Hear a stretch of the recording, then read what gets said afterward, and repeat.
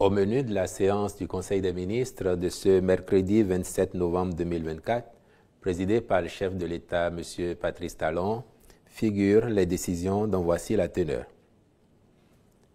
En ce qui concerne les mesures normatives, en point 1, création de l'autorité de mise en consommation en République du Bénin.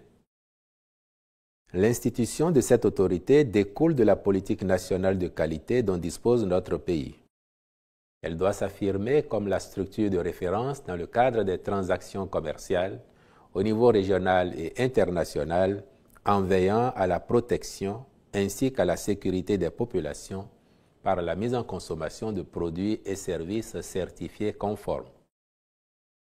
Il est à souligner que le mécanisme d'application des règles d'origine de la CEDEAO, sans omettre l'effectivité du marché commun, exige une plus grande fluidité dans les échanges commerciaux. Au Bénin, l'intervention de plusieurs organismes dans le processus de certification rend impérieux une optimisation des procédures d'évaluation de la conformité des marchandises aux frontières, mais également des biens de consommation produits localement.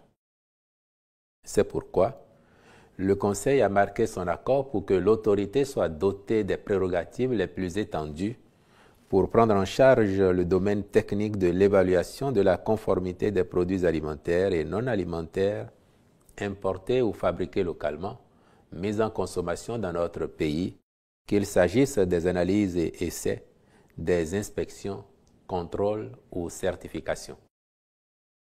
En point 2, mise en place de l'autorité de délivrance des actes relatifs à la nationalité.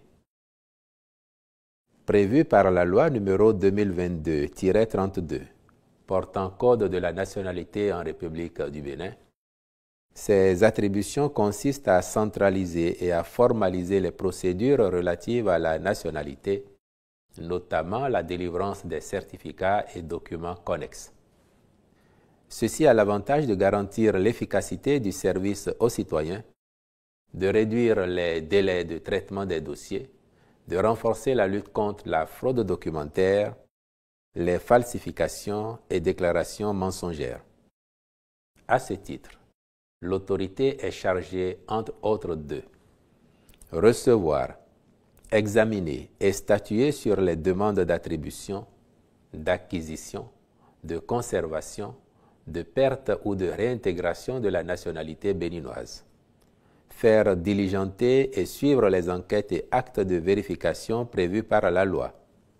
Délivrer les actes relatifs à la nationalité béninoise et tenir un registre national aux fins de leur conservation. Traiter les recours exercés contre les décisions de refus de délivrance du certificat de nationalité béninoise et centraliser les décisions de justice rendues en cette matière.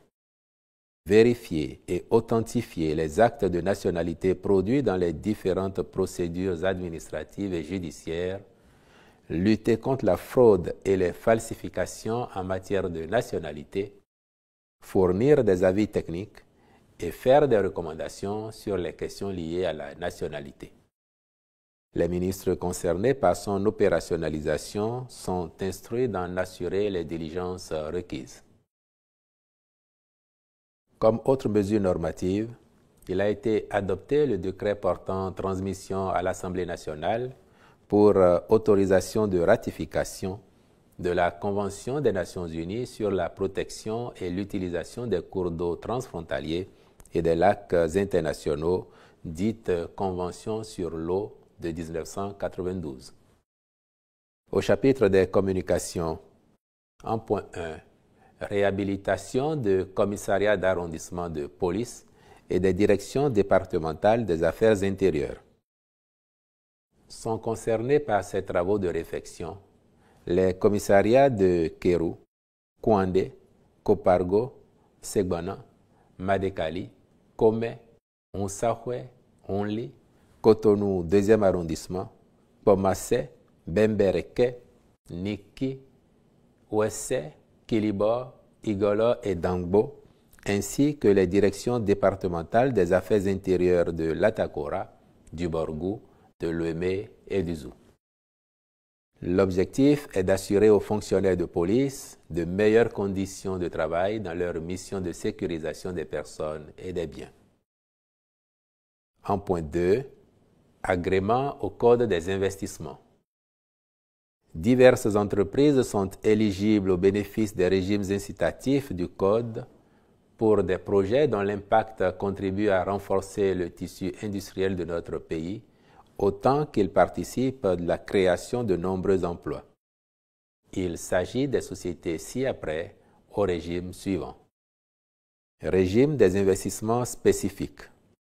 Groupe Vivendi Africa SAS pour le déploiement d'un réseau de boucles locales en fibre optique à Bomé-Calavi et Cotonou. Jeune Transafrique SAS en vue de l'exploitation d'une carrière de gravier à Matekpe, commune d'Aplaoué, avec des concasseurs mobiles et divers engins. Spastel Bénin SA, dans le cadre de la modernisation des installations techniques et de remplacement des équipements de télécommunications dans plusieurs localités du Bénin. Régime B. Société béninoise de production de matériaux de construction pour le bâtiment et la route SA, en vue de l'implantation d'une unité de fabrication de matériaux de construction pour le bâtiment et la route à Djeregbé, commune de Semenkoji. Tilamed Pharma SA pour la construction et l'exploitation d'une unité de production de solutions pharmaceutiques liquides dans la zone industrielle de Semenkoji. Harvest Field Rice Limited SA concernant l'implantation et l'exploitation d'une usine moderne de décortiquage de riz à Bodjekali, commune de Malanville. Régime A. Vantage Sarl pour la construction et l'exploitation d'une unité de fabrication de tourteaux dégraissés et l'huile brute de soja à Lokokame, arrondissement de Zonzoumé, commune d'Abomey. Pablo Factory SA, à l'effet d'implanter et d'exploiter une unité de production de sacs de polypropylène dans la zone industrielle de Semenkoji. En point 3, contractualisation avec diverses sociétés dans le cadre du projet de construction de la cité financière phase 1. Le dit projet vise à créer une zone financière où seront regroupés les sièges de la plupart des institutions. Ainsi, en sa première phase, seront réalisés les travaux de construction d'un ensemble de 3 bâtiments de grande envergure, respectivement de type R+7 pour la Caisse des dépôts et consignations du Bénin et la Caisse autonome de gestion de la dette, R+7 destiné à la Société immobilière et d'aménagement urbain, R+5 attribué à la Banque internationale pour l'industrie et le commerce, puis R+6 au profit de l'Institut national de la statistique et de la démographie. Il s'agit de doter toutes ces structures d'un environnement de travail confortable et moderne, tout en poursuivant la politique de requalification urbaine de la ville de Cotonou. Les ministres concernés accompliront les diligences nécessaires en vue de la signature des contrats avec les entreprises identifiées à l'effet d'exécuter les travaux dans les délais prescrits.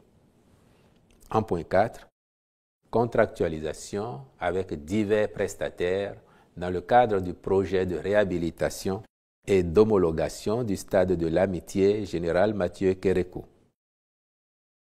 En plus des travaux de la phase 1, comprenant principalement la reprise des pelouses du terrain principal et d'entraînement, les points d'attention à traiter dans le cadre de la réhabilitation en vue de l'homologation du stade intègrent l'éclairage de la dite pelouse, la mise en place d'un système de sécurité anti-intrusion et d'une plateforme de billetterie, de même que les travaux de gros œuvres et secondes œuvres d'aménagement intérieur. Le Conseil a donc autorisé la contractualisation avec les prestataires retenus à ces fins. Au chapitre des rencontres et manifestations internationales, enfin, il a été retenu l'organisation à Cotonou du prix Jeune Talent Afrique subsaharienne 2024, lauréat UNESCO pour les femmes et la science du 6 au 11 décembre 2024, ainsi que la participation du Bénin à la 42e session ordinaire du Conseil d'administration des États membres de l'École africaine des métiers de l'architecture et de l'urbanisme du 4 au 6 décembre 2024 à Lomé, au Togo. Je vous remercie.